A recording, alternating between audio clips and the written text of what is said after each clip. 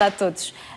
Agora vamos tratar da saúde, mais concretamente da nossa dieta alimentar, não é? Sim, e de que maneira o Serviço Nacional de Saúde pode promover uma dieta? A ideia que se mantém entre todos é que para conseguirmos resultados necessitamos de recorrer a serviços privados para que percamos o peso que é necessário para termos alguma saúde. Olá, Miguel Rego. Olá, muito bom dia. Muito bom dia. Hoje o programa mito urbano, não é? Mito urbano, exatamente. É um mito urbano. Pode-se perder peso pedindo auxílio aos médicos, aos profissionais que estão no Serviço Nacional de Saúde. É verdade, e isto hoje é uma mensagem também muito importante que queremos transmitir.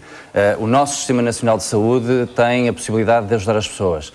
Tem a possibilidade de lhes criar a oportunidade de fazerem transformações na sua vida. E é disso que vamos falar hoje. Vamos falar de uma grande transformação para mostrar às pessoas que existem os recursos necessários para as poder ajudar e que é possível fazer esta mudança sem recorrer a procedimentos muito radicais. Vamos ver. Porque muitas vezes eles podem vir a ser prejudiciais, não a curto, mas talvez a médio ou a longo prazo nas nossas vidas. Nós vamos conhecer a história de Pedro Ferreira, mas mesmo antes de vermos a reportagem que preparamos sobre o Pedro, sugeria que olhássemos para aquelas duas peças de roupa que estão aqui próximo de nós. Aquilo é exatamente um par de calças. Não são vários pares de calças, é apenas um par de calças. E é uma camisa. Eu vou colocar-me junto a elas para que tenham uma ideia mais aproximada da dimensão, para que consigam criar uma escala entre o tamanho das calças e a minha cintura. Portanto, a minha cintura, deixa eu ver quando é que eu me vir, minha cinturinha, para ti, desculpa, a minha cinturinha, e agora, as calças, eu nem consigo. Reparem que estas calças dão-me a volta. São umas calças, aqui uma perna. Exatamente. Cabiam dois, não era? Cabiam dois. Só para termos uma noção mais aproximada do tamanho, porque às vezes em casa, através dos televisores, não é perceptível exatamente a dimensão do que estamos a falar. Isto é uma camisa. Isto que aqui estão a ver é uma camisa, que também daria perfeitamente para fazer uma... Como é que se chama, Sónia? Vocês usam na praia? Um paréu. Um paréu.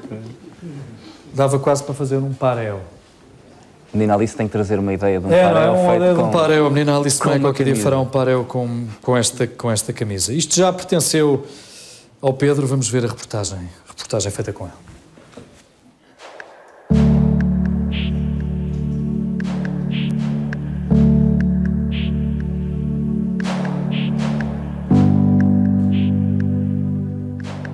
Eu sempre fui gordo desde pequenino. Eu comecei assim a começar basicamente a engordar por algumas fotos que eu tinha.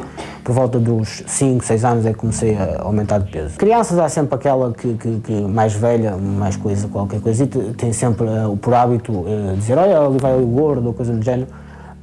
Mas nunca notei assim, nunca liguei muito a isso. Como quando eu comecei a ter consciência que eu tinha excesso de peso, tentava eu mesmo pôr-me de lado porque não gostava de ser. Já bastava entrar numa sala e toda a gente olhar para mim por ser gordo, por isso eu tentava me manter assim um bocadinho mais de lado. Mas os amigos tive sempre, nunca me puseram de parte, antes pelo contrário, tentavam sempre incluir-me nas brincadeiras. Na preparatória comecei a ter aulas de educação física, aí era daquelas coisas que era um martírio ter que ir para aquelas aulas, porque fazer alguma ginástica era impossível, ou ter que andar lá aos saltos e coisas do género, isso era impossível. Lá está, mesmo quando os colegas queriam jogar a bola, dizia, não quero jogar, eu não consigo correr, não vale a pena estar aí, vou dar aí 3 ou 4 passos, fico cansado e além disso também não tinha jeito nenhum para aquilo. Mas pronto, o exercício físico para mim foi sempre um empecilho bastante grande. Em relação, por exemplo, a namoradas, como é que era? Isso também, lá está, tive poucas, porque lá está, muita gente ainda há o preconceito de... A parte estética ainda conta muito e então isso não deixava aproximar. Sou hipertenso, não sabia até há pouco tempo, mas alguns problemas de saúde tinha. Às vezes tinha muitas dores na coluna e tinha dores nos joelhos. Basicamente era mais parte assim, dores de corpo. Era introvertido? Sim. Há aquele estereotipo que as pessoas gordas são aquelas, o bobo da corte e caraças, são sempre aqueles... Mas não, isso não era assim. De modo algum, era um bocado triste. Porque lá está, as oportunidades e tudo, via que me falhavam por ser gordo. Ele nasceu já gordinho, já era fortezinho. E que foi sempre um menino de boa alimentação, gostava de comer bem, não era assim muito falador, era muito calmo. No sítio que ele estivesse, não estava lá o Pedro, que até às vezes eu ia à escola perguntar por como é que ele andava, não é? E a professora disse, o Pedro está aqui, mas não está. Eu sei que o Pedro está aqui, porque chamo por ele e ele responde. Tirando disso, o Pedro está sempre ausente, mas se ela perguntasse, ele respondia e era bom aluno. Mas não era assim miúdo de andar assim nas brincadeiras, era muito pacato em casa, gostava muito de estar em casa, gostava... não era assim uma criança de andar assim em revolução, ou eu dizer assim, olha, o seu filho fez esta asneira, o seu filho fez aquela. Não, era uma criança muito calma. Mas acha que ele era uma pessoa mais triste antes? Era. Sem dúvida. Agora está mais aberto, mais... Pronto, sem outra maneira. Sente-se melhor.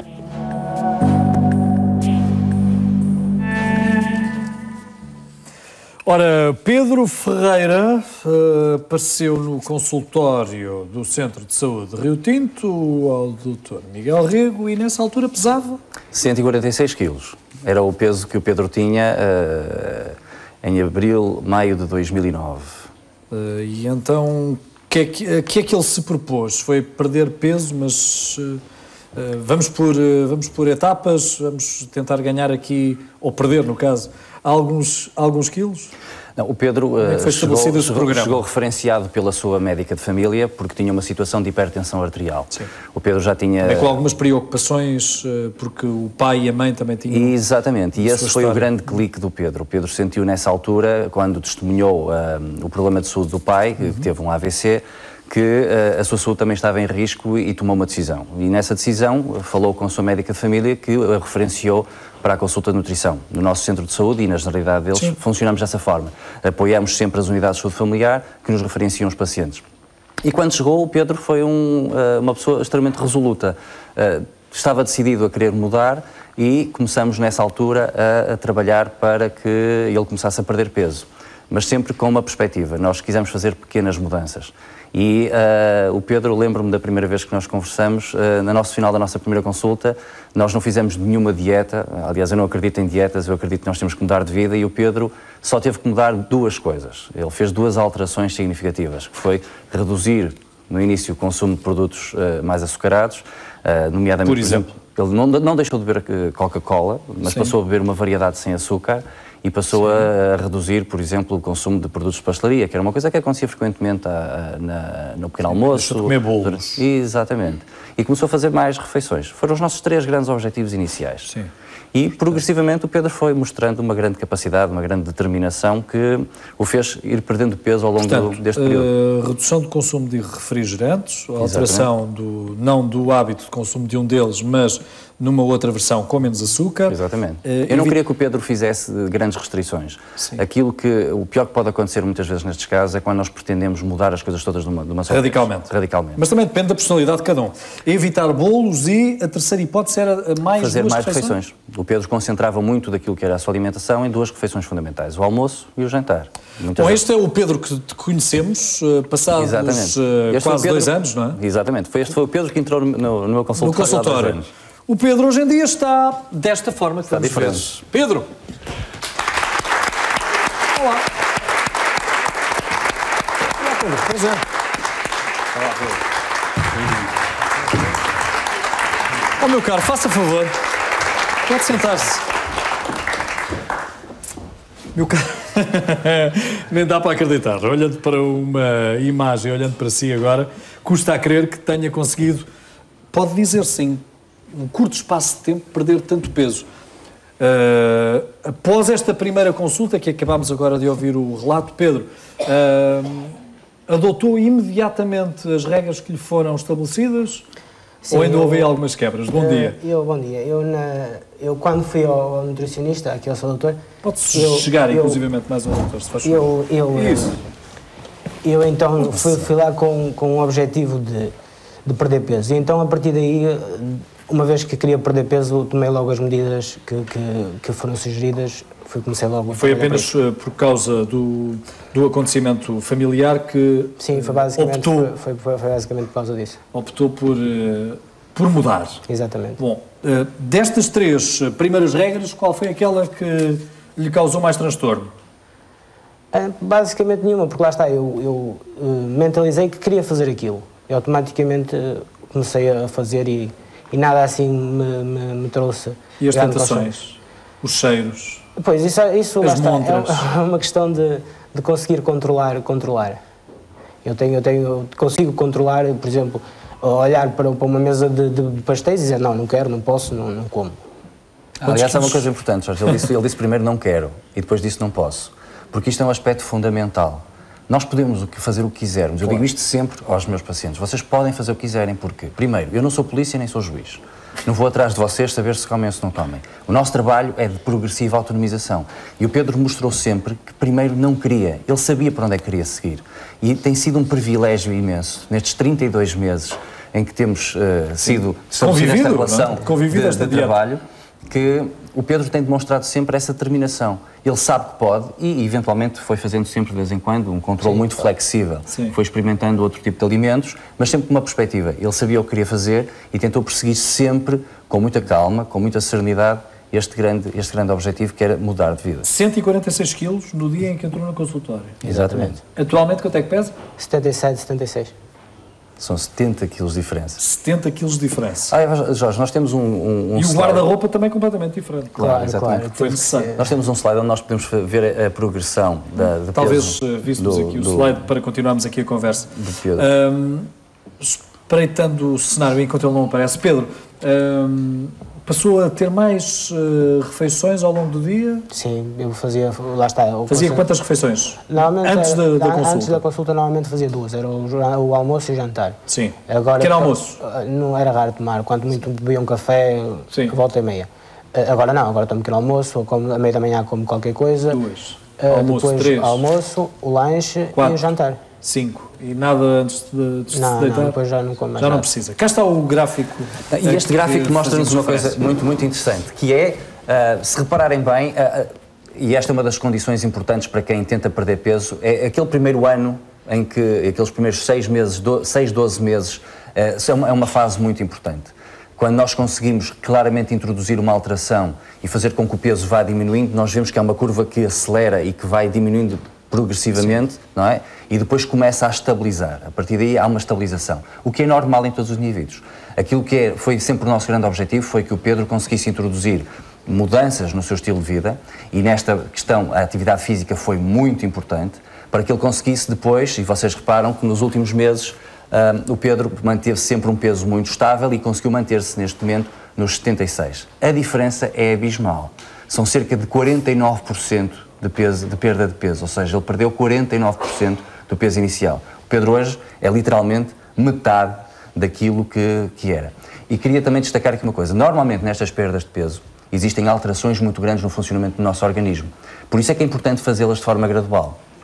Nós, durante esta fase, fomos adaptando a alimentação do Pedro, fomos adaptando a atividade física, fomos criando uma rotina... Pedro não tinha atividade física, dito exercício físico. Exatamente. E teve que passar a tê-lo. Exatamente, e começou muito gradualmente só a caminhar 10, 15 minutos e progressivamente fomos aumentando a intensidade desse esforço. O Pedro foi sempre seguido pelo seu médico de família, realizamos análises sanguíneas para verificar como é que está a evoluir o colesterol sanguíneo, porque nestas circunstâncias, quando mobilizamos muita gordura, costuma haver uma infiltração de gordura no fígado, uma elevação dos triglicerídeos, que é sempre importante controlar.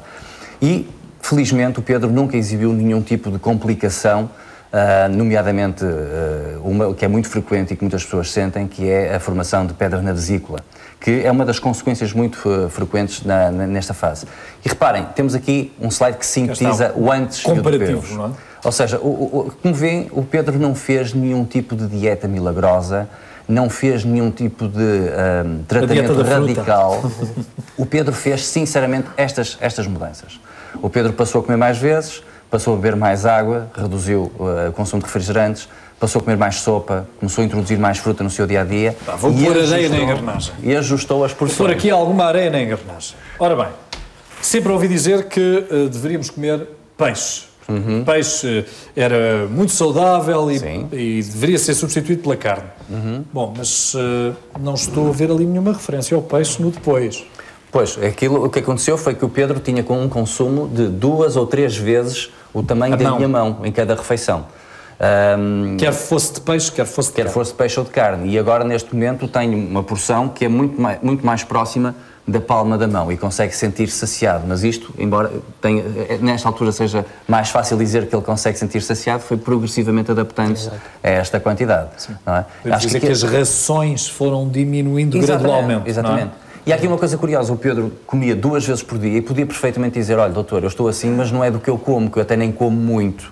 Ou eu não como, estou sempre a comer. De facto, o Pedro só comia almoço e jantar. Mas, como ele reconheceu depois, foi reconhecendo à medida que fomos trabalhando, havia claramente um consumo exagerado de energia. Reparem, eu fiz as contas e analisamos muitas vezes, fizemos uma análise nutricional da ingestão do Pedro, ele tinha um consumo muitas vezes superior a 2.500 calorias por dia. Ora, se não as gastava... Exatamente, estava sempre a somar essa energia, a transformá-la sob forma de gordura.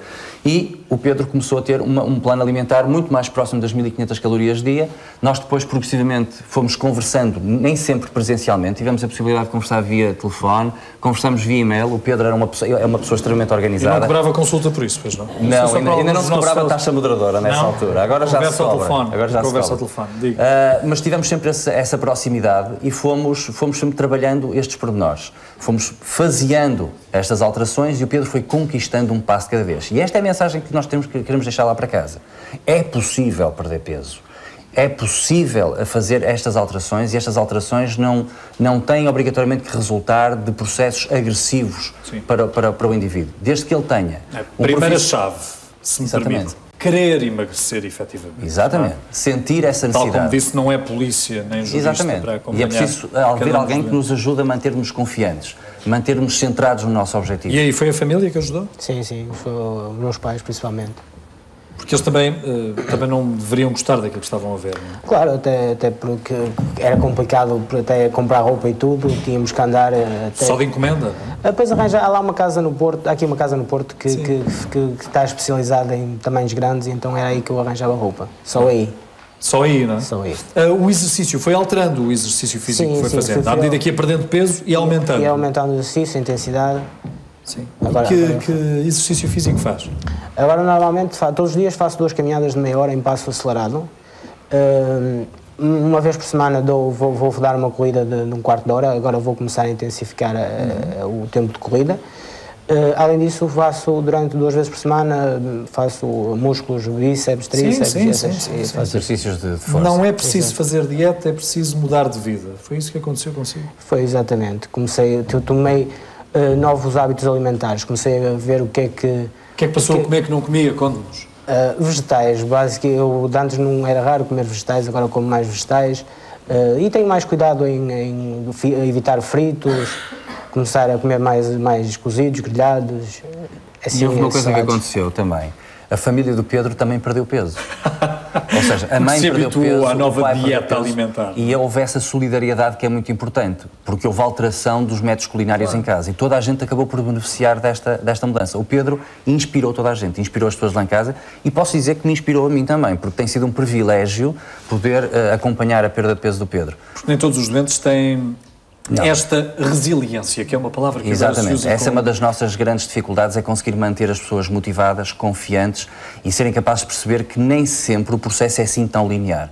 Há muitas recaídas e há muito a andar para trás, digamos assim. E é necessário algum espírito de sacrifício também, não é? Porque nós temos um hábito que nos satisfaz, que nos dá prazer e acredito que cada vez que comia teria com certeza muito prazer naquilo que estava a ingerir e é preciso transformar esse prazer noutro, não é? Exatamente, e eu acho que o exercício físico é aí que nós vamos buscar as endorfinas que resultam desse prazer. É aí que nós vamos buscar a satisfação de ultrapassarmos um desafio. Podemos mesmo falar em terapia de substituição, não é? Acaba quase por ser, não é? Tiramos um prazer da comida e passamos a ter outro prazer através do exercício. Meu caro, gosta de laranjas? Gosto de laranjas. Gosta de laranjas? Come laranjas à noite? Às vezes. Às vezes? Às vezes. Nunca ouviu dizer... Já ouvi, sim, senhor. Vamos ver. Mais um provérbio. Vamos ver se ele aparece por aqui. Ora, comer laranja em janeiro é dar que fazer ao coveiro. Porquê, Dr. Miguel Rio? Temos Vamos lá às laranjas. Vamos às laranjas. Vamos todos, pode vir connosco. Venha, Pedro, venha. E parabéns, antes de mais, pela força de vontade. E, claro, parabéns também ao Dr. Miguel, que foi uma ajuda fundamental. De equipa. Então, porquê é que se deve este ditado, este provérbio? Olha, eu procurei e não encontrei razão nenhuma que justifique este provérbio. Estas são coisas que passam, são ditos populares que vão evoluindo. Então e as laranjas à noite? Laranja de manhã é ouro, à tarde é prata, à noite mata. Não há um único estudo publicado, e eu fiz ainda ontem uma pesquisa, que nos mostra que há diferenças de digestão por comermos laranjas de manhã, à tarde ou à noite. Isto é claramente um mito. As laranjas são um citrino, tal como o limão, muito rico em vitamina C. E nós, para além da vitamina C, temos também fibras que são ótimas para nos sentirmos saciados. Os citrinos até são ótimos para combater a pedra nos rins. Não é? Tem uma capacidade de modificar a formação daqueles pequenos cálculozinhos e são ótimas para isso. A vitamina C é comprovadamente um elemento que ajuda a fortalecer o nosso sistema imunitário, em particular em indivíduos que fazem exercício físico agora ao frio. Por isso, não prestem atenção ao esse provérbio, não colhe. Comam a sua laranjinha, saiam de casa para praticar exercício físico e depois o mais difícil vai ser fazer um peditório para comprar uma cadeira para o coveiro se sentar, porque a gente vai ficar sem muito tempo até lá chegar. Ele vai ficar sem trabalho. Meus caros, obrigada. De pé, por favor, uma salva de palmas ao Pedro. Pedro Ribeiro, porque ele conseguiu, efetivamente, mudar de vida. Esta é uma pessoa mais feliz, acredito. daqui a pouco vamos precisar